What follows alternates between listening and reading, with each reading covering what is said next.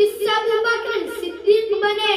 मेरे नबी के अंदर अदालत थी जिससे उमर बिन खत्ताब बने। मेरे नबी के अंदर सखावत थी जिससे उस्मान गनी बने। मेरे नबी के अंदर बहादुरी थी जिससे अली शेर खुदा बने।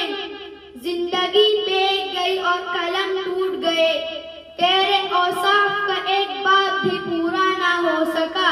और इब्तिदा से पहले हर इंतहा के बाद जाते नबी बुलंद है जाते खुदा के बाद। दुनिया में एहतराम के काबिल हैं जितने लोग, मैं सभी को मानता हूँ मगर मुस्तफा के बाद। वमा अलैना इल्लल बलाग। अस्सलामु अलैकुम व रहमतुल्लाहि व बरकातुहू।